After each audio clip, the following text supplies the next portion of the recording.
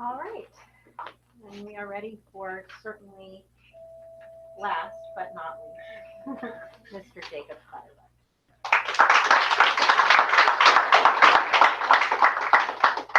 Thank you. So I'm JClatterbuck, and the topic for my senior project was technology and its applications in fitness. So I chose this topic because I'm both passionate about fitness and technology. Um, I'm a student athlete here at Madison County High School. I spent the past 4 years on the soccer and golf team, and recently on the wrestling team. Academically, I enjoy computer classes. I've taken all the CIS classes here, and I want to pursue a career in that. So that's why I brought them both together. First thing I did in this project was I got an internship at Palamas Center in Culpeper, Virginia.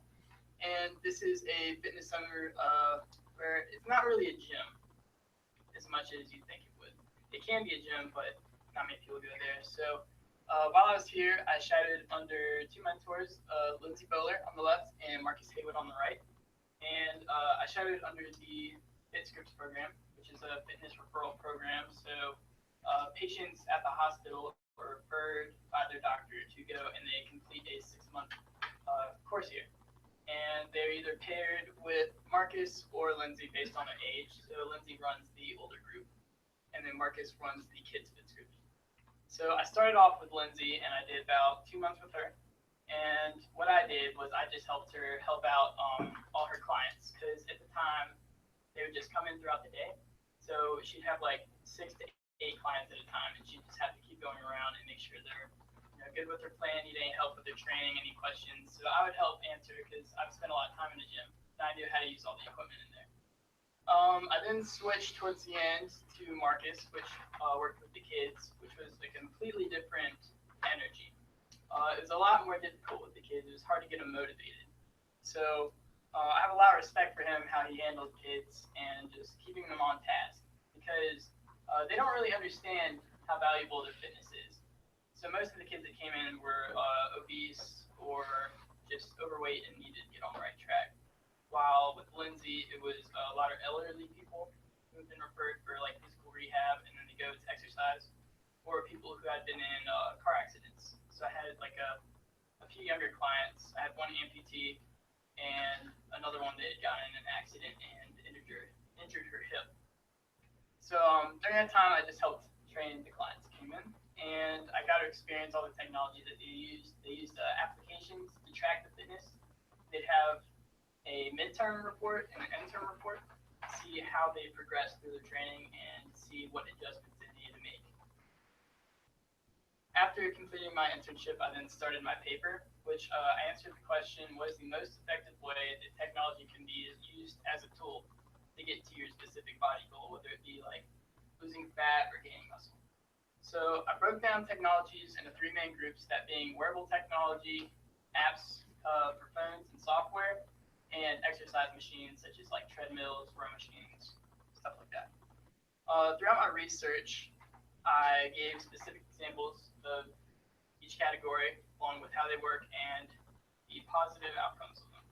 I then concluded that applications and software is the most effective way to reach your body goals as they inform the user not only on exercises that they need to do, and many other things, along with it's just very available.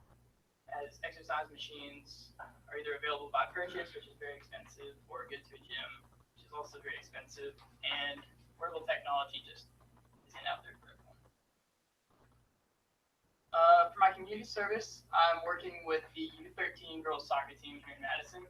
On the left is Samantha Covage, the assistant coach, and on the right is the head coach, Victoria Byron. Unfortunately, Samantha can't make it out to many of the practices due to the fact that she's working two jobs, so I usually take her place in practices. And what I do is I run practices, I set up drills, and then I just give advice to the team members. We have practices on Monday and Wednesday that I go to every week, along with games on Saturdays, whether it be home or away. And I'll go to all those, and I just give advice with like as needed. I learned a lot about myself throughout this project, and really didn't see myself doing any of these things. So first off, being personal training, I've found that that is an actual like career for me. Like I could easily go into that. The only thing being you need to be certified, which costs about $700 to go through the program. But I found that I really do enjoy personal training and just helping people in general. So if I ever need to fall back, that's where I'm headed. Coaching is something that I never would have saw myself doing. Like I love playing sports, but I'm just not one to work. So actually, I like it so much that I'm going to continue my coaching career this fall with Victoria Byram. I'm going to be her assistant coach for what other youth group she does. And when asked what I would do differently during this project, first thing that comes to mind is I definitely take more pictures. Slide or what I've taken. I have no pictures of myself with anyone. And for my internship, I couldn't really take pictures inside the gym because of client problems. And then the other being, I would probably change the topic of my research paper. Just during the time, it was hard to write on. It was boring, and I would like to change it to something more interesting. Some new advice I'd give to the seniors coming up is be open-minded about your community service internship. Like I said, I never saw myself coaching, but I turned out to like it a lot. So just look around and get all your options instead of just going to the first thing you think. Plans for the future, like I said, I'm going to continue coaching this fall. I'm going to Piedmont this fall to get my associates in computer science and then transfer into JMU to get my bachelor's into computer science. And questions?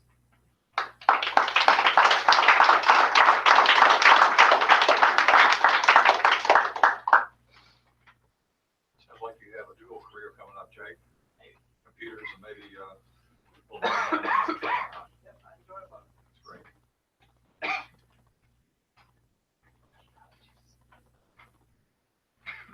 What apps tend to be the best thing for physical fitness?